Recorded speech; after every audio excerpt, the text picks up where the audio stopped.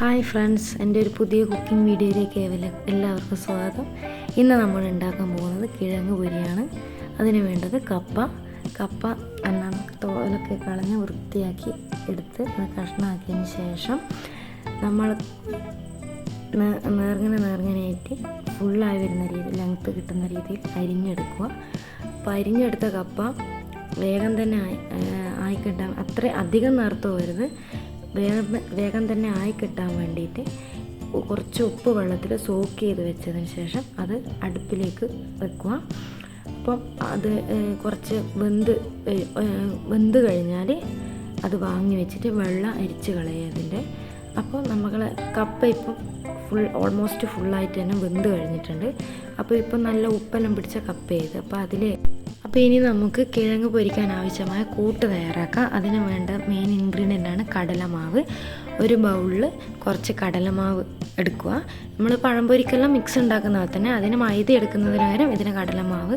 അതിലേക്ക് ക്രിസ്പിയായി കിട്ടാൻ വേണ്ടി കുറച്ച് അരിപ്പൊടി കൂടി ചേർത്ത് കൊടുക്കുക. അപ്പോൾ കടലമാവും അരിപ്പൊടിയും ചേർക്കുക. പിന്നെ കുറച്ച് പെരിഞ്ജീരകം ചേർക്കുക. അതായത് വലിയ ജീരകം, സാധാ കറിക്കെടുക്കുന്നതല്ലാണ്ട് പെരിഞ്ജീരകം ചേർക്കുക. പിന്നെ അതിലേക്ക് കുറച്ച് മുളക് പൊടി, മഞ്ഞൾപ്പൊടി,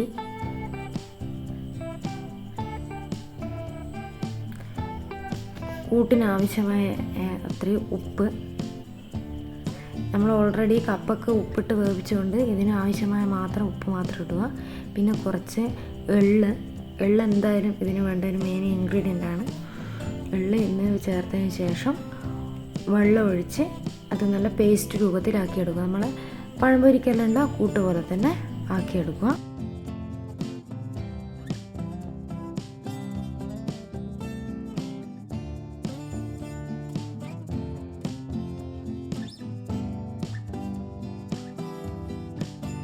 ഏകദേശം ഈ ഒരു പരുവത്തിന് ആക്കിയെടുക്കുക.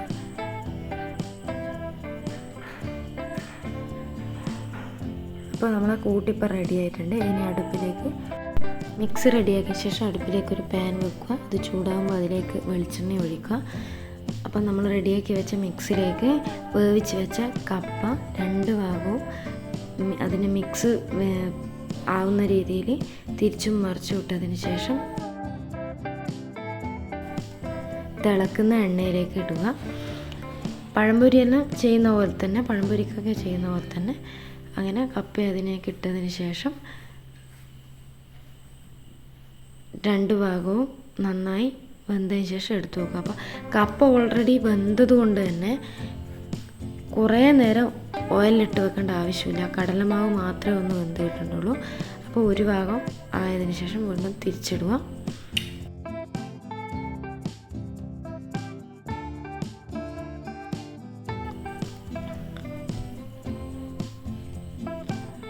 ഇതേപോലെ നമ്മുടെ അടുക്കുള്ള ബാക്കി കപ്പയും വേവിച്ച് വെച്ച കപ്പയും ഇതേപോലെ കൂട്ടിലിട്ട് എണ്ണയിലിട്ട് തിരിച്ചും മറിച്ചുവിട്ട് വേവിച്ചതിന് ശേഷം എടുത്ത് വെക്കുക.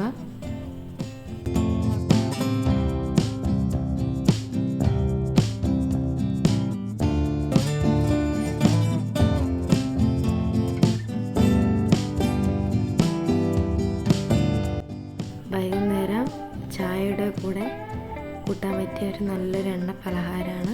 അപ്പോൾ എല്ലാവരും തീർച്ചയായും ട്രൈ ചെയ്ത് നോക്കുക. പിന്നെ ഇത്രയേ ഉള്ളൂ.